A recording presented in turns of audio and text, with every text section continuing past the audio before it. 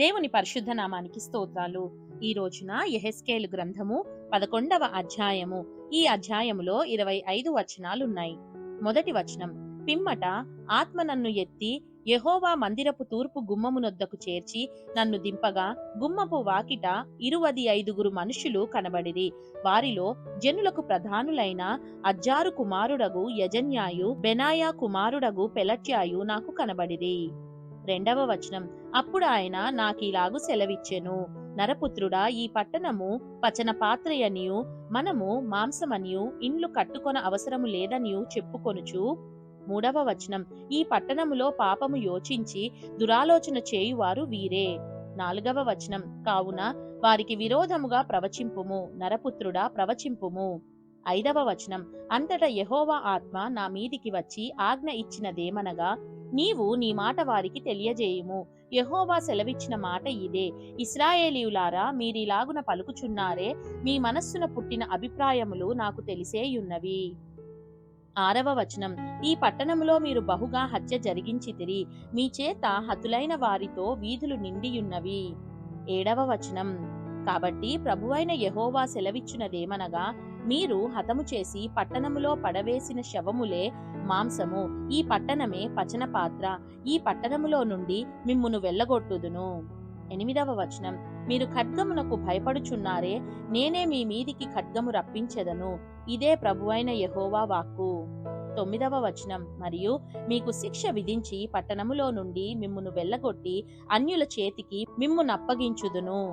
పదవ వచనం, ఇశ్రాయేలు సరిహద్దులలోగానే మీరు ఖడ్గము చేత కూలునట్లు నేను మీకు శిక్ష విధింపగా నేనే యెహోవానని మీరు తెలుసుకొందురు. 11వ వచనం, మీరు దాని మధ్య మాంసముగా ఉండునట్లు ఈ పట్టణము మీకు పచన పాత్రగా ఉండదు, నేను ఇశ్రాయేలు సరిహద్దుల యొద్దనే మీకు శిక్ష విధింతును. 12వ వచనం, అప్పుడు మీ చుట్టూనున్న అన్యజనుల విధులనాచరించుటకై మీరు ఎవని కట్టడలను అనుసరింపక మానితిరో, ఎవని విధులను ఆచరింపకపోతిరో, ఆ యెహోవానగు నేనే ఆయననని మీరు తెలుసుకొందురు. 13వ వచనం, నేను ఆ ప్రకారము ప్రవచింపుచుండగా బెనాయా కుమారుడైన పెలట్యా చచ్చెను గనుక నేను సాష్టాంగపడి ఎలుగెత్తి, అయ్యో ప్రభువా యెహోవా, ఇశ్రాయేలీయుల శేషమును నీవు నిర్మూలము చేయుదువా అని మొర్రపెట్టితిని. 14వ వచనం, అప్పుడు యెహోవా వాక్కు నాకు ప్రత్యక్షమై ఈలాగు సెలవిచ్చెను. 15వ వచనం, నరపుత్రుడా, యెరూషలేము పట్టణపు వారు ఈ దేశము మాకు స్వాస్యముగా ఇయ్యబడెను, మీరు యెహోవాకు దూరస్తులుగా నుండుడి అని ఎవరితో చెప్పుచున్నారో వారందరూ ఇశ్రాయేలీయులై నీకు సాక్షాత్ బంధువులును నీ చేత బంధుత్వ ధర్మము నొందవలసిన వారునై ఉన్నారు.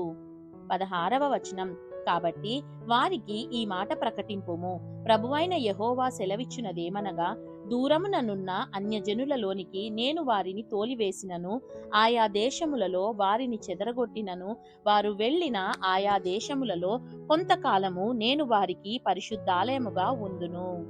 17వ వచనం, కాగా నీవు ఈ మాట ప్రకటింపుము, ప్రభువైన యెహోవా సెలవిచ్చినదేమనగా, ఆయా జనముల మధ్య నుండి నేను మిమ్మును సమకూర్చి మీరు చెదరగొట్టబడిన దేశములలో నుండి మిమ్మును రప్పించి ఇశ్రాయేలు దేశమును మీ వశము చేసెదను. 18వ వచనం, వారు అక్కడికి వచ్చి అక్కడ తాముంచియున్న విగ్రహములను తీసివేసి తాము చేసియున్న హేయ క్రియలు చేయుట మానుదురు. 19వ వచనం, వారు నా కట్టడలను నా విధులను అనుసరించి గైకొనున్నట్లు నేను వారి శరీరములలో నుండి రాతి గుండెను తీసివేసి వారికి మాంసపు గుండెను ఇచ్చి వారికి ఏక మనస్సును కలుగజేసి వారి యందు నూతన ఆత్మ పుట్టింతును. 20వ వచనం, అప్పుడు వారు నాకు జనులయ్యుందురు, నేను వారికి దేవుడనై యుందును. 21వ వచనం, అయితే తమ విగ్రహములను అనుసరించుచు తాము చేయుచూ వచ్చిన హేయ క్రియలను జరిగింపబూను వారి మీదికి తమ ప్రవర్తన ఫలము రప్పింతును, ఇదే ప్రభువైన యెహోవా వాక్కు. 22వ వచనం, కెరూబులు తమ రెక్కలు చాచెను, చక్రములను వాటి ప్రక్క నుండెను, అంతలో ఇశ్రాయేలీయుల దేవుని మహిమ వాటికి పైన నుండెను. 23వ వచనం, మరియు యెహోవా మహిమ పట్టణములో నుండి పైకెక్కి పట్టణపు తూర్పు దిశనున్న కొండకు పైగా నిలిచెను. 24వ వచనం. తరువాత ఆత్మ నన్ను ఎత్తి నేను దైవాత్మ వశుడను కాగా దర్శనములో నైనట్టు కల్దీయుల దేశమునందు చెరలో ఉన్న వారి యొద్దకు నన్ను దింపెను. అంతలో నాకు కనబడిన దర్శనము కనబడకుండా పైకెక్కెను. 25వ వచనం. అప్పుడు యెహోవా నాకు ప్రత్యక్షపరిచిన వాటినన్నిటినీ చెరలో ఉన్నవారికి నేను తెలియజేసితిని. దేవుడు చదవబడిన పరిశుద్ధ వాక్యాన్ని మనందరి వినికిడిలో దీవించి మనల్ని ఆశీర్వదించునుగాక. ఆమేన్.